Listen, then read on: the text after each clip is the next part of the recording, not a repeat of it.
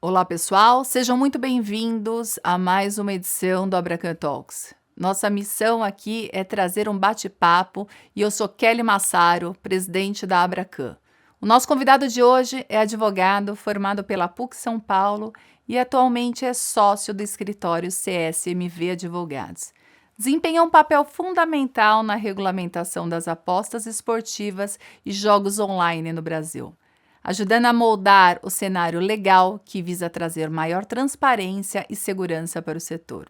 Sua expertise em direito desportivo e a sua atuação como assessor especial no Ministério da Fazenda o colocam como uma figura-chave na implementação de políticas que impactam diretamente o futuro das apostas no nosso país. Trajetória profissional inclui uma posição como chefe de gabinete da Secretaria de Transportes Metropolitanos do Estado de São Paulo.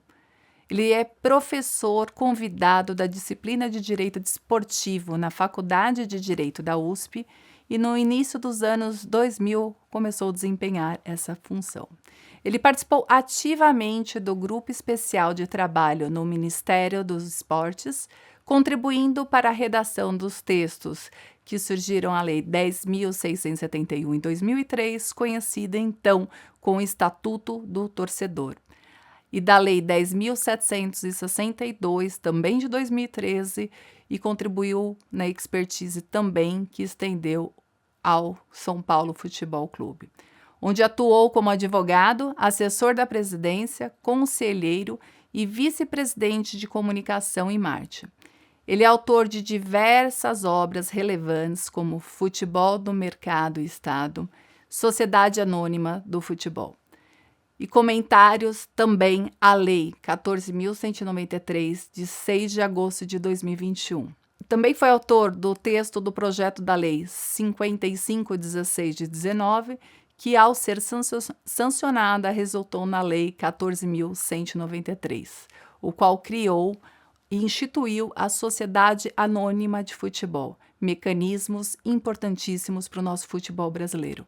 É com enorme prazer que damos boas-vindas a José Francisco Mansur, que também foi ex-assessor especial da Secretaria Executiva do Ministério da Fazenda. Hoje nosso bate-papo é rico. Depois de toda essa apresentação digníssima, que faço honra de poder fazê-lo, agradeço imensamente a sua presença aqui e é o bate-papo de hoje o tema mais importante. Gostaria, antes de dar início ao tema, pedir que você mesmo faça a sua apresentação, Mansur. Kelly, primeiro, é um enorme prazer estar aqui com você.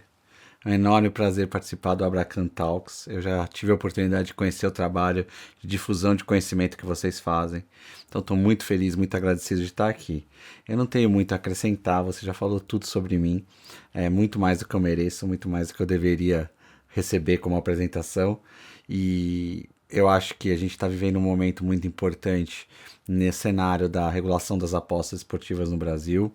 Na semana em que nós estamos gravando essa conversa, foi uma semana decisiva, porque 113 empresas pediram autorização ao Ministério da Fazenda para atuarem como empresas de aposta no Brasil.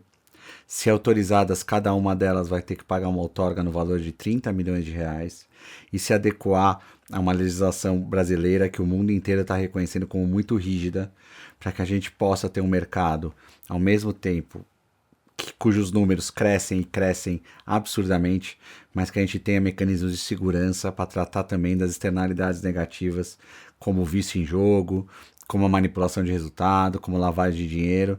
E nisso tudo, a gente ter esse diálogo com a Abracan pode ser fundamental.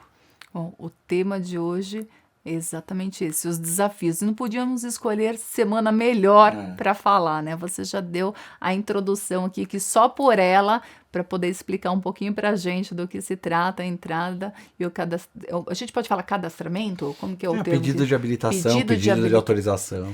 Que essa pauta por si só nortearia aqui 1 ou 2 horas da nossa conversa. Sem dúvida. Então a gente está falando de desafios, de crescimento. É impressionante o crescimento de jogos no Brasil. Muda-se a cultura, nós estamos falando de bilhões em reais, milhões de pessoas envolvidas, e a sua experiência nesses segmentos, sem dúvida alguma, traz o histórico todo, né? Como eu fiz a apresentação, você tem uma experiência de jogos de fato, que é o que a gente conhecia como jogos de futebol, participou. Então, assim, você pode trazer um pouquinho dessa transição, dessa história pra gente? Eu sou um advogado formado em 98 na PUC, como você disse, e sempre direcionei minha carreira para a questão do direito esportivo. É a área de atuação que eu gosto, sou apaixonado por esportes. E na área do direito esportivo, então, eu trabalhei 10 anos em Pinheiro Neto Advogados. Depois eu tive uma passagem pela Secretaria dos Transportes Metropolitanos. E na volta eu resolvi, junto com o Carlos Ambiel, com o Marcel Belfiore, com o Gustavo Oliveira, a gente abriu um escritório especializado em esportivo. Mas dentro do direito esportivo sempre me preocupou muito essa questão de por que os nossos clubes de futebol são associações e não adotam tipos de organização interna, societária, mais modernos, mais profissionais, como por exemplo a Sociedade Anônima. Então eu vinha discutindo academicamente esse assunto e refletindo sobre ele por muitos anos, até que eu conheci um colega chamado Rodrigo Monteiro de Castro, e juntos a gente preparou uma proposta, 2 advogados da sociedade civil, daquilo que viria a ser a Sociedade Anônima do Futebol, que na verdade é uma companhia, uma SA, mas que teria seus artigos adaptados para o futebol brasileiro. A SAF se tornou lei em 2021, e a essa altura nós já temos 58 SAFs no Brasil, clubes grandes, representativos como Botafogo, do Rio de Janeiro, como o Cruzeiro, de Belo Horizonte, como o Vasco da Gama, né, e sim, mais outros tantos que já adotaram esse modelo e já com bastante sucesso, na grande maioria dos casos, recebendo aportes e financiamentos. Mas, como eu disse, eu trabalhei na Secretaria de Transportes Metropolitanos e ali eu conheci o Gabriel Galípolo. Nos tornamos muito próximos, muito amigos e trabalhamos juntos ali. E quando o Gabriel recebeu o convite para ser secretário executivo do Ministério da Fazenda, ele me convidou para ser seu assessor. E na transição de um governo para outro, chamou muita atenção o fato de que, desde 2018, as apostas estavam legalizadas no Brasil, as apostas em evento esportivo.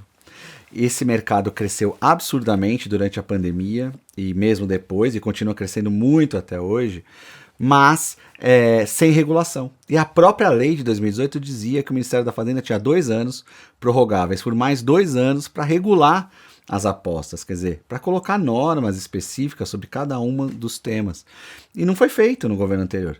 Então o Gabriel me solicitou, usando a minha experiência com a SAF, não só de formulação do texto de lei, mas também de interlocução com o Congresso Nacional, para que eu auxiliasse o Ministério da Fazenda propondo uma norma específica sobre apostas. Então, o primeiro semestre de 2023 foi muito dedicado à interlocução com o mercado, quer dizer, eu tenho para mim que o diálogo democrático com o segmento é fundamental para você fazer qualquer regulação.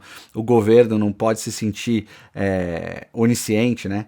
Sabedor de tudo, que se fecha numa sala e propõe uma norma sem ouvir ninguém. Então nós fizemos quase 500 reuniões, eu tenho muito orgulho de ter feito quase 500 reuniões com todo mundo que solicitou reunião na Fazenda, foi atendido.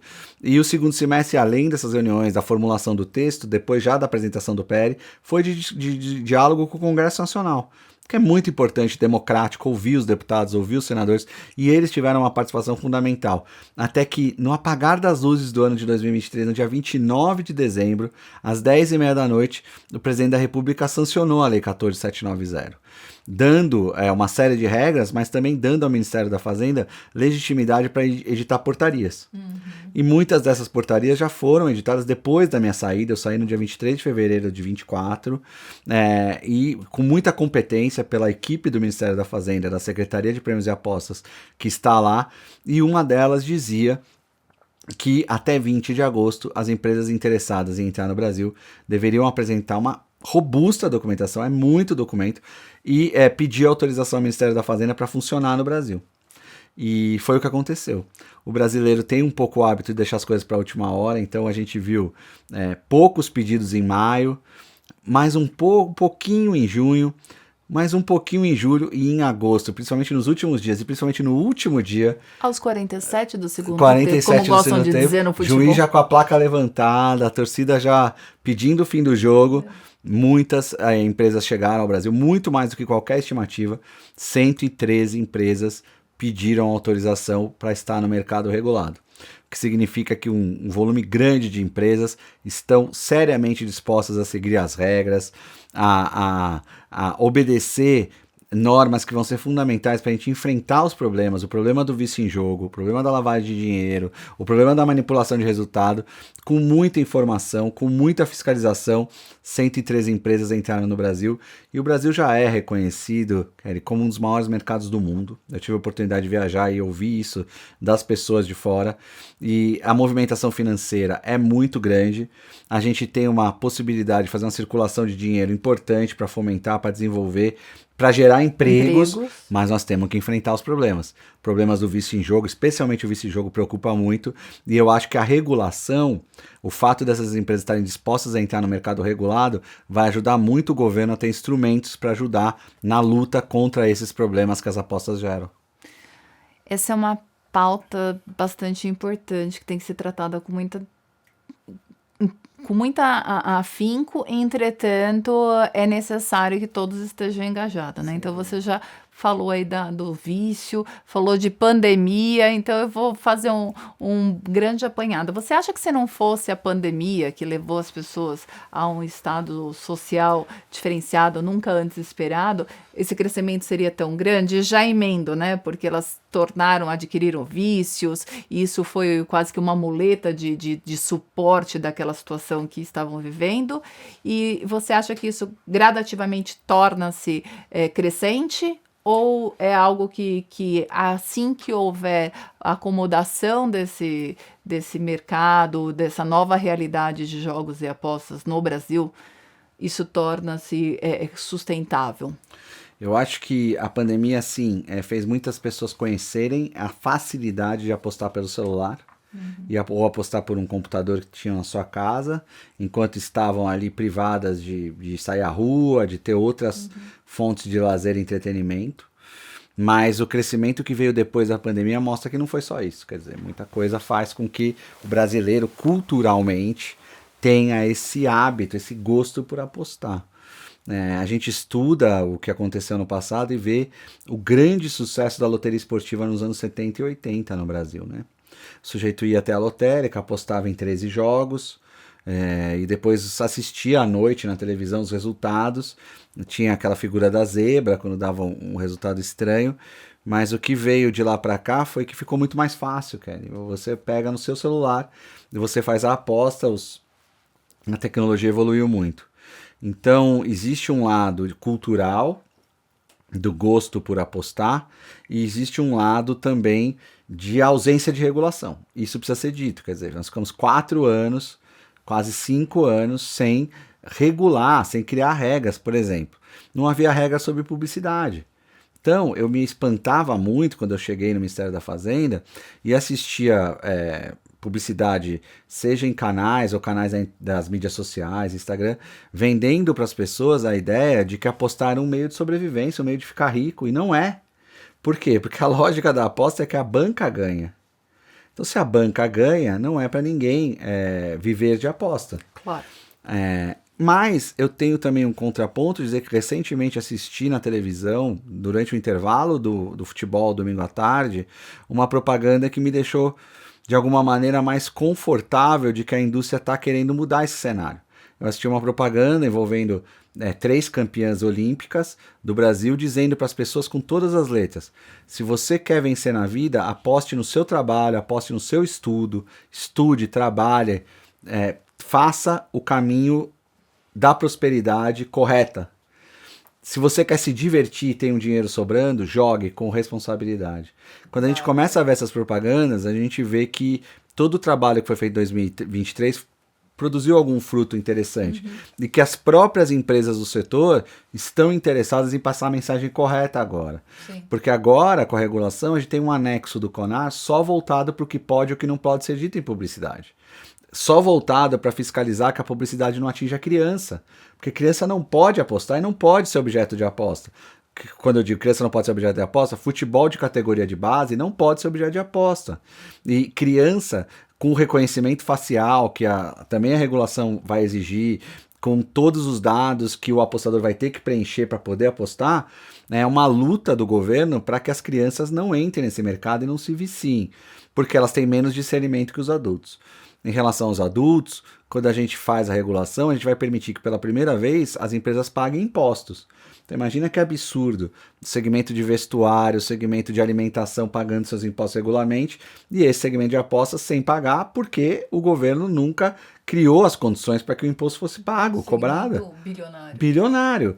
Então agora, com o pagamento do imposto, vai ter receita destinada ao Ministério da Saúde para que o Sistema Único de Saúde fique equipado para ter setores específicos para prevenir e tratar dos viciados. Então, eu acho que... Nossa, que forte isso, tratar dos viciados, né? Dos compulsivos, né?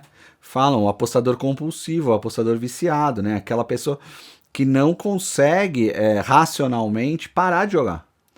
E a gente vê, por exemplo, uma norma da regulação que eu acho muito importante, não sei se você já tinha conhecimento disso, vai ser proibido apostar com cartão de crédito.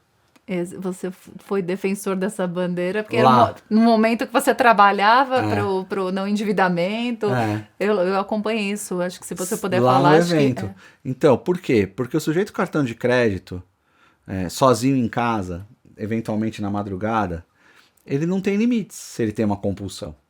Ele vai jogar, ele cria na cabeça dele a ideia de que alguma hora ele vai ganhar e vai recuperar tudo que ele perdeu. Vou remediar o estrago. E só vai se afundando cada vez mais. É triste esse cenário.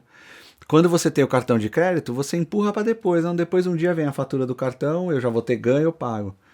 Cria um super endividamento. Então imagina o mesmo governo que criou o Desenrola para tirar as pessoas do endividamento, não cria uma medida para evitar o endividamento do cartão de crédito nas apostas. Então foi proibido.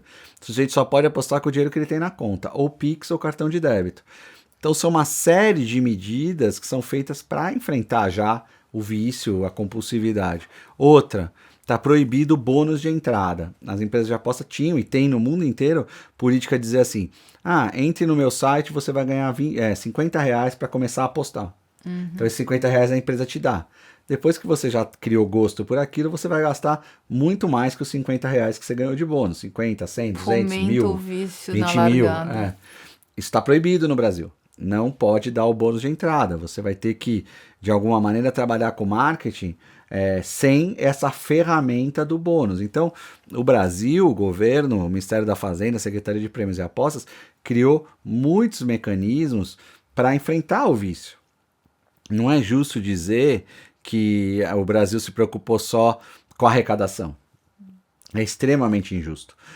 A arrecadação é uma preocupação porque é de justiça tributária. Claro. Você não pode cobrar de todo mundo e deixar um segmento bilionário, como você mesmo falou, sem poder cobrar. Mas muitos outros temas foram endereçados, relacionados ao vício em jogo, relacionados às publicidades, relacionado a isso que eu falei, e lavagem de dinheiro e manipulação de resultado. Então, eu acho que o Brasil avançou muito na regulação e esse resultado de 113 empresas que surpreendeu a todo o mercado e ao governo reflete um interesse também do segmento em atuar no mercado regulado.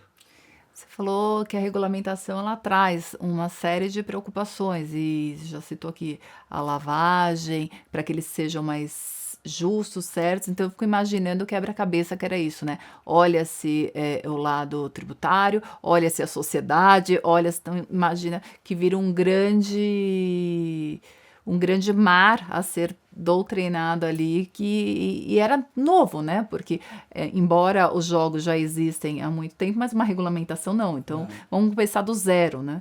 E o que você imagina que essa regulamentação... E o que, assim, impulsionou, você já falou que foram as preocupações de todos esses pontos que estavam ali soltos e que aconteceram durante a pandemia.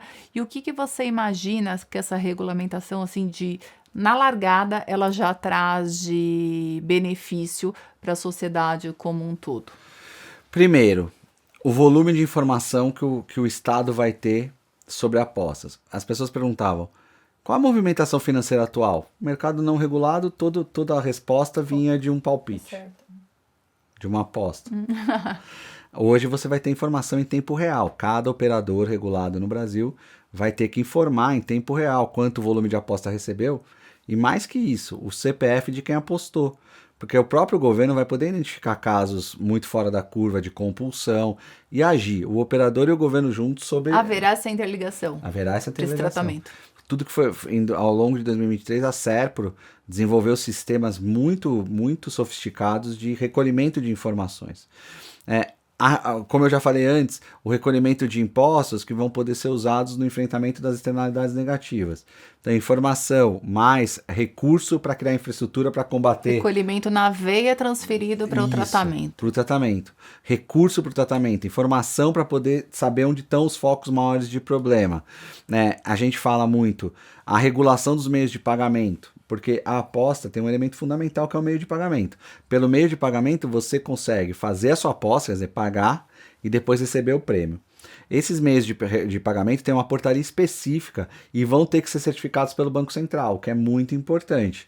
Então, atendendo a certificação do Banco Central, eles vão ter que trabalhar, já trabalham hoje, né, as grandes empresas que fazem o papel de meio de pagamento já têm isso hoje e vão aplicar para o segmento de aposta mecanismos sérios de identificação para a gente combater que a aposta não seja usada como meio para esconder outros crimes, que é a chamada lavagem de dinheiro. Então, a regulação traz uma série de benefícios. Eu já mencionei aqui um dispositivo específico do CONAR para regular propaganda. E o trabalho que precisa ser desenvolvido agora é um trabalho do Ministério da Saúde criando políticas específicas de enfrentamento ao jogo. O jogo é um problema gravíssimo, o vício em jogo é um problema gravíssimo. A gente precisa, de alguma maneira, como mercado regulado, olhar para isso com cuidado e atender e cuidar das pessoas. A gente falou aqui de regulação, a gente falou de preocupações e a gente agora vai falar um pouquinho de tecnologia. Esse ambiente é 100%, como você falou, a pessoa com um smartphone na mão acessa o mundo, né? Como que a tecnologia, na sua opinião, pode trazer não só a forma de executar essas apostas, de alcançar esse universo, mas o que é essencial do ambiente tecnológico dentro, pareado com essas preocupações que você colocou? A tecnologia pode dar uma contribuição muito grande na medida em que ela seja capaz de controlar a utilização de sites que insistirem em permanecer na ilegalidade. Quer dizer, com tecnologia, a gente pode fazer com que os sites que não queiram estar regulados, e isso existe no mundo inteiro. Olha que legal, você está falando sobre a ótica até para coibir, auxiliando o governo, né? Não só para o cidadão. Exatamente. Mas também auxiliando o cidadão, porque a tecnologia pode fazer com que o cidadão não seja exposto a sites não autorizados que não vão ter nenhuma regra, que não vão ter, ele não vai ter nem a segurança de receber o prêmio. Isso foi muito falado, né, Mansur, nessas questões de influencers que traz, muitas vezes as pessoas se identificam com, principalmente os mais jovens, se identificam com uma personalidade como um formador de opinião e muitas vezes a gente teve casos que foram públicos da mídia que aquelas pessoas acabavam trazendo uma informação que nem sempre, seja por desconhecimento, ou seja intuitivamente, seja não, mas que leva uma grande fatia, principalmente dos mais jovens, a acessar esse ambiente, a acessar de forma não consciente. Porque se o jogo você acessa de forma consciente, ele é tratado de uma forma. O não consciente, muitas vezes crianças e adolescentes, isso é extremamente temerário. Isso pode se tornar, inclusive a gente está falando aqui, nós estamos em 2024, daqui 10 anos, a gente pode estar tratando adolescentes viciados em jogos, tanto quanto temos em drogas químicas agora, né? Exatamente. A gente trabalhou, inclusive conversou com representações de influencers, no sentido de dizer a eles que a gente não queria criminalizar a atividade deles por si, mas que eles precisavam seguir as regras. E a gente viu em muitos casos, e continua vendo, muitos influencers muito dispostos a seguir as regras do CONAR. Infelizmente, existe o mal, existe a fraude, quer dizer, eu vi propagandas, influencers que estavam claramente com os celulares deles, fazendo vídeos que eram fraudes, mostrando assim, olha, em 5 minutos eu ganhei 25 mil reais. Isso não existe. Mas os operadores que tinham uma intenção ruim programavam os celulares desses influencers para mostrar um resultado que nunca ia acontecer no celular das pessoas. Sim. Isso é ruim. E a norma, a regulação é muito dura ao responsabilizar não só o operador, o veículo que transmitia aquilo, quer dizer, onde aquilo foi transmitido? Foi no Instagram, foi no Facebook, foi no YouTube. Então, esses veículos vão ser responsabilizados também. E o próprio influencer, que tiver causado dano às pessoas. A gente quer que a influência seja positiva. A pessoa vai poder fazer a propaganda, mas que ela faça explicando as questões de responsabilidade, que ela jamais faça de uma forma fraudulenta, propaganda enganosa. Quer dizer, que esse ambiente dos influencers entre nas mesmas regras de qualquer publicidade de produto que a gente viu ao longo de décadas. Sim. Que sejam informações verdadeiras, que não seja abusiva, que tenha muito cuidado na forma de, no caso das apostas, deixar claro que aquilo não é para criança, aquilo não é para menor de idade, quer dizer, que seja voltado para adultos, pessoas que já tenham discernimento, mas que especialmente transmitam a mensagem do jogo responsável. Verdadeira. Né? Transmitam a mensagem de que jogo não é meio de enriquecer. Enriquecer, você vai enriquecer com o seu estudo, com o seu trabalho, com o seu esforço, no trabalho convencional. E por que não é meio de enriquecer? É uma fala moralista que eu estou fazendo? Não, é uma fala matemática. Quem ganha é a banca. Sim, então, outro dia eu li um estudo do Banco Itaú dizendo as pessoas apostaram, eu não sei os números, mas acho que as pessoas apostaram 40 milhões de reais e os prêmios somaram 20 milhões de reais. Essa é a lógica. Sim. Um segmento que as pessoas tiverem apostado 20 milhões de reais e ganham 40, quebrou. Não tem filantropia, não tem milagre. Não tem filantropia, não é um meio de distribuição de dinheiro. Aquilo é feito para você se divertir e para você perder. Sim. Você separa um dinheiro que você tem. Quando a pessoa vai fora do Brasil num cassino, ela pega um dinheiro que ela tá sobrando, gasta aquilo e com consciência, muita gente se excede, mas com consciência acabou aquele dinheiro, ela gastou, ganhou ou perdeu, mas ela teve ali na cabeça dela 1 hora ou 2 horas de diversão. Aposta no celular é a mesma coisa, é feito para a banca ganhar, porque senão não faz sentido aquilo ser tratado como um negócio. Então é isso que essa massa, esse caldo de cultura formado pelo influencer, ou pela personalidade da mídia, ou do esporte, ou da televisão que vai fazer a propaganda, essa propaganda tem, a partir da regulação, a obrigação de começar a ter uma fala de responsabilidade. O problema não estava no jogo, o problema estava no discurso. No discurso publicitário, mal feito e, infelizmente, em alguns casos, mal intencionado.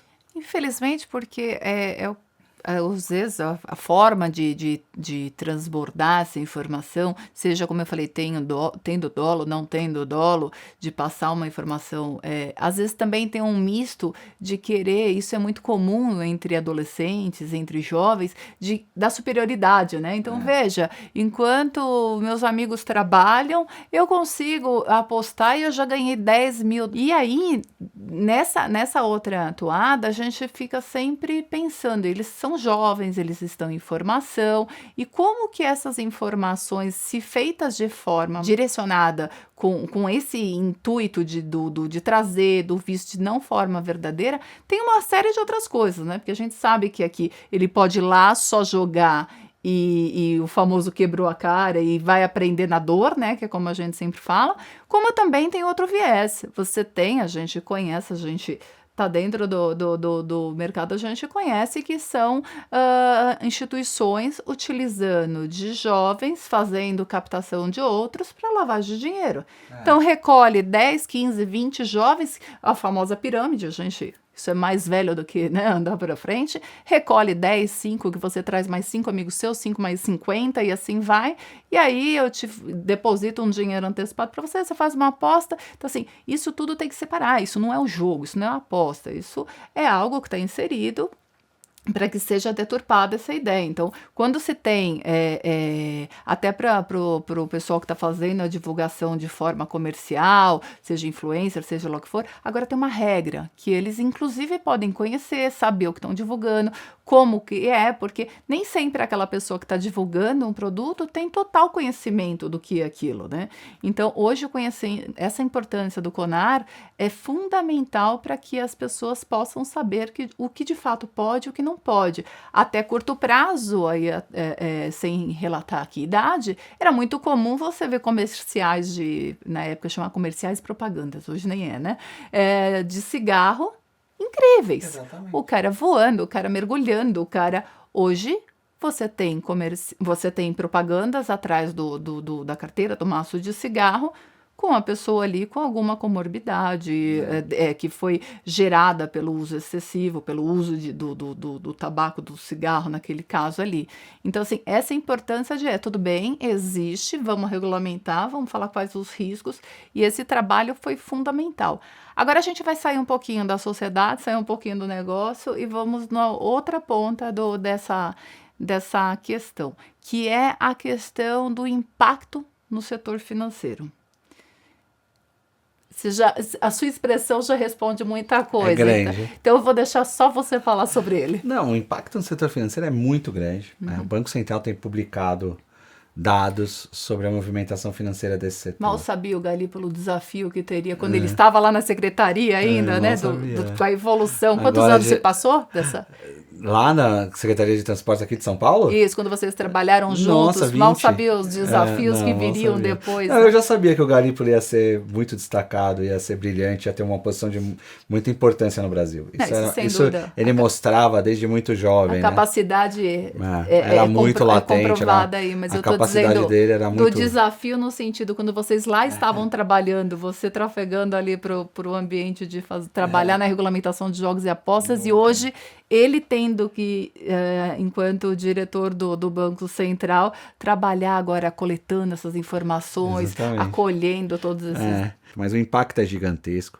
Eu tenho tratado com meios de pagamento que até tinha uma resistência ao setor, mas dizem hoje é uma movimentação financeira tamanha que nem dá mais para cogitar não estar. Extremamente importante para o setor financeiro, né? Extremamente importante. Desde que seja feito de forma correta. Quando eu ouço assim, olha, a gente tinha uma resistência de atuar com isso, mas hoje pelo volume de movimentação não dá nem mais para pensar em não entrar. Então é uma movimentação absurda. Existe hoje um diálogo, uma discussão com o segmento de varejo, por exemplo, dizendo-se impactado pelo direcionamento de dinheiro que iria para o varejo que hoje vai para a aposta. O Banco Central falando sobre a movimentação financeira, quer dizer, até um déficit nas movimentações financeiras do país causado por aposta. As pessoas estão chocadas com os números. Enquanto eu estive na Fazenda, um número que a gente coletava em fevereiro, em abril já estava completamente desatualizado. A coisa cresce numa progressão absurda. Por isso que eu falei do desafio, né? Imagina o que é projetar isso. E você imagina tudo isso sem informação. Quer dizer, a gente não tinha espaço Tudo palpite? Tudo palpite, para fazer estudos muito precisos, porque ninguém estava no Brasil. E isso é fundamental, eu não falei até agora. As empresas todas vão ser obrigadas a ter sede no Brasil. De modo que a gente vai poder ter não só o acesso às informações, mas se a gente tiver que punir, vai poder punir. Porque você fala, vai o governo punir alguém que está sediado em Malta, em Curaçao. O braço do Estado brasileiro não alcança, agora você está sediado no Brasil. Então, o volume de movimentações financeiras, ele é tão significativo que ele está sendo objeto de estudos específicos. E mais uma vez, a gente precisa extrair o que tem de positivo nisso. Claro que uma movimentação financeira significativa vai gerar emprego, vai movimentar a receita. A gente fica pensando, vou te dar um exemplo de alguma coisa que aconteceu enquanto eu estava lá. Em algum momento veio uma sugestão muito pertinente, por isso que é bom ouvir. Por que você não obriga os call centers das empresas de aposta a serem no Brasil com brasileiros? Quer dizer, com pessoas que moram no Brasil. Por quê? Quando a gente fez essa obrigação, primeiro a pessoa tem que ser atendida em português, com alguém que entenda o que está falando, consiga conversar. Mas quando você cria a obrigação dos call centers serem no Brasil, numa canetada você já criou 10 a 15 mil empregos de call center. Você vai ter que contratar gente para call center brasileiro. Então a gente tem aí ainda a gente não está em pleno emprego, estamos caminhando para isso, mas a gente vai gerando emprego para 15 mil famílias. Olha a repercussão, né? A pedra na água que abre os... Externalidade positiva, porque, claro, tem que se falar muito das externalidades negativas, mas existe um lado positivo. Você tem no Nordeste do Brasil um polo tecnológico que se voltou a desenvolver sites, aplicativos de aposta, design. essas pessoas ali numa região que precisa de infraestrutura, precisa da geração de empregos, precisa de receita para melhorar os índices sociais e de educação e etc., estão conseguindo ali se formar como programadores e atuar nos sites de aposta que vão estar no Brasil. Então a movimentação financeira, ela gera arrecadação, que vai poder ser reinvestida em infraestrutura, né? A movimentação financeira gera externalidades positivas, mas também gera as externalidades negativas. A gente está falando muito mais das negativas do que das positivas, porque elas são muito mais preocupantes. Sim. Mas a gente tem que pensar também... São as que estão o tempo todo com o red flag ali para ser tratado, né? Se os meios de pagamento, as financeiras, os bancos criarem departamentos específicos e contratarem gente, já é mais geração de emprego relacionada com o mercado de apostas. As empresas são sediadas no Brasil, vão ter que ser funcionários brasileiros, é mais emprego. As cidades estão disputando para receber, criar condições melhores para receber empresas de aposta, então é desenvolvimento para cidades. E aí com isso vem a criação, às vezes, de repente, de polos em determinados lugares, e esses polos vão receber transporte, infraestrutura, saneamento. Quer dizer, existe uma série de consequências positivas dessa supermovimentação financeira. Mas a gente eu só vou poder te contar, eu faço questão de te contar, quando a gente estiver em janeiro de 2025 adiante e conseguir ver quantas empresas entraram, quanto elas estão recolhendo, quanto elas recebem de aposta todo dia, porque elas vão ser obrigadas a informar para o governo. E aí a gente vai ter números concretos, porque por enquanto é só aposta mesmo.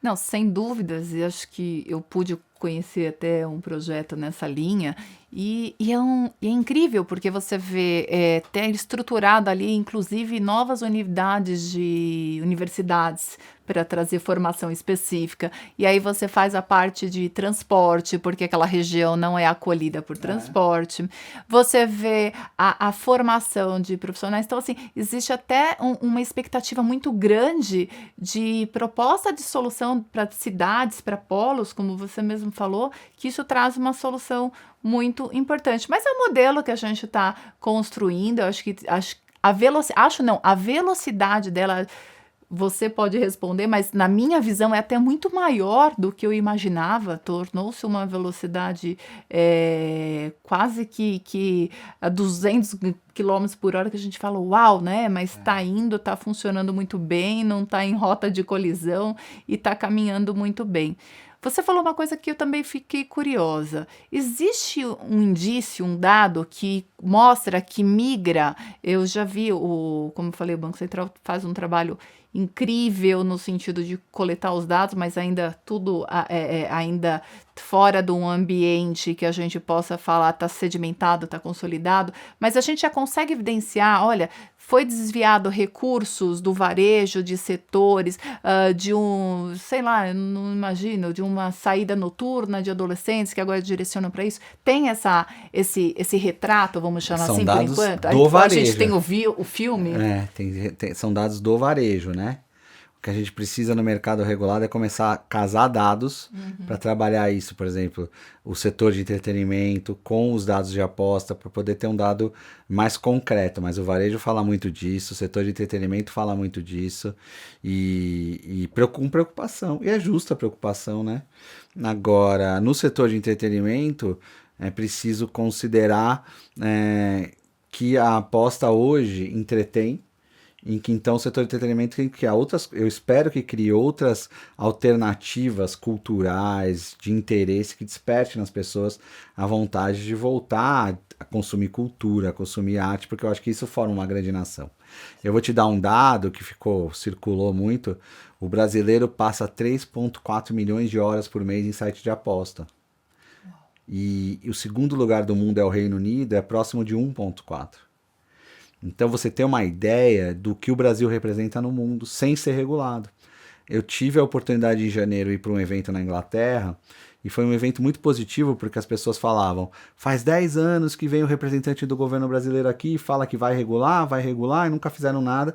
E dessa vez o representante do governo brasileiro está vindo com o mercado já regulado, iniciando a regulação com a lei, quer dizer, as pessoas estavam acreditando.